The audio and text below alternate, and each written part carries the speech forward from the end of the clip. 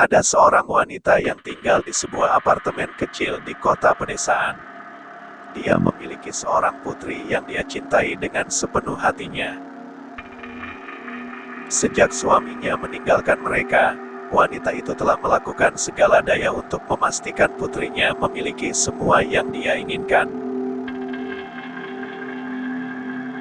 Ketika gadis itu berusia 13 tahun, dia jatuh cinta dengan seorang anak laki-laki yang tinggal di sisi lain kota. Ibunya menentang hubungan itu, memberitahu putrinya bahwa dia terlalu muda untuk punya pacar. Gadis itu sangat keras kepala dan berdebat dengan ibunya, menolak untuk putus dengan anak laki-laki itu. Suatu malam, setelah ibunya pergi tidur, gadis itu memutuskan untuk menyelinap keluar dan menemui pacarnya. Dia diam-diam membuka jendela kamarnya dan berencana untuk turun dari pohon terdekat. Namun, saat dia meraih salah satu cabang, gadis malang itu terpeleset dan jatuh. Keesokan paginya, mayatnya ditemukan tergeletak di trotoar di luar gedung apartemennya. Lehernya patah. Ketika sang ibu mengetahui tentang kecelakaan yang mengerikan itu, dia sangat terpukul. Wanita yang putus asa itu menangis dan tidak ada yang bisa menghiburnya.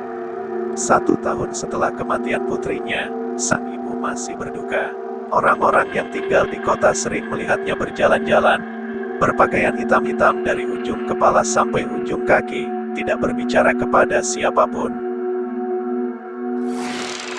Dia merasa bahwa dia tidak bisa melanjutkan hidupnya tanpa putri kesayangan di sisinya.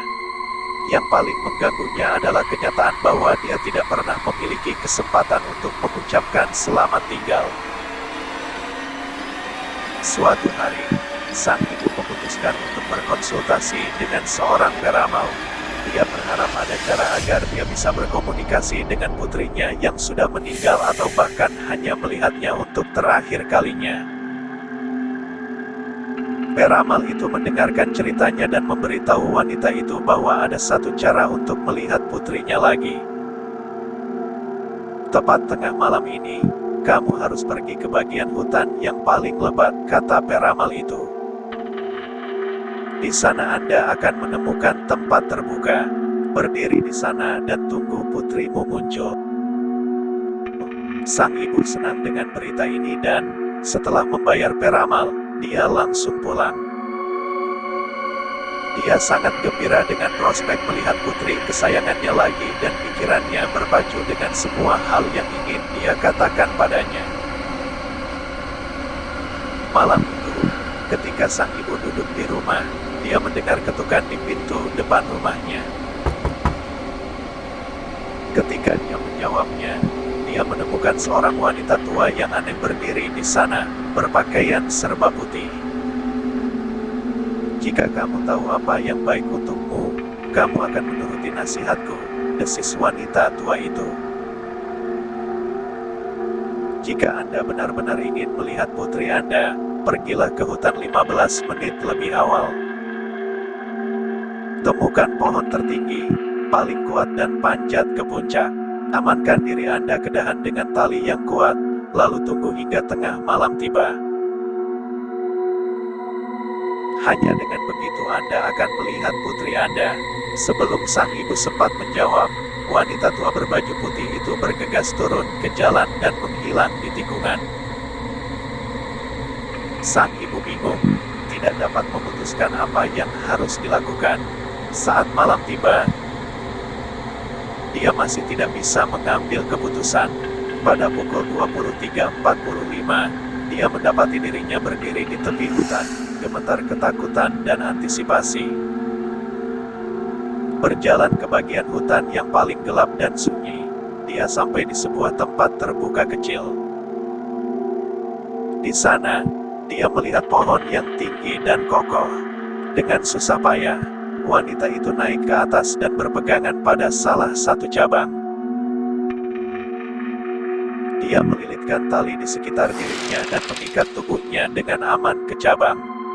Pada tengah malam, Dia melihat ke bawah dan melihat putri kesayangannya berdiri di tanah terbuka di bawah.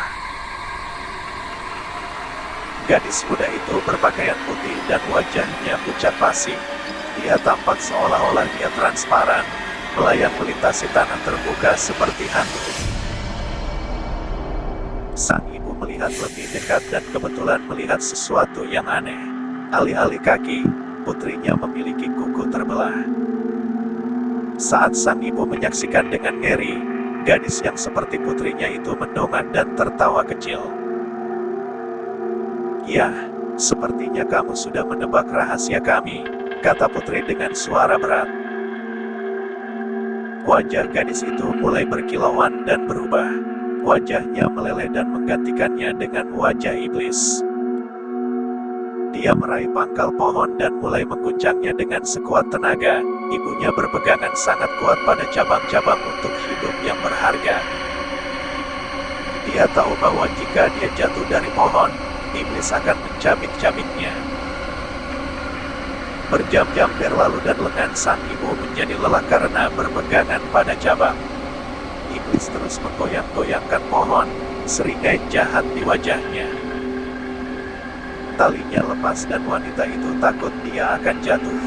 Saat itu, sinar pertama matahari pagi mulai bersinar melalui pepohonan.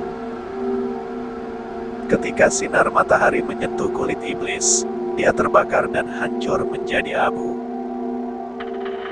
Sang ibu perlahan dan hati-hati turun dari pohon dan berlari pulang. Dia gemetar dan sangat ketakutan.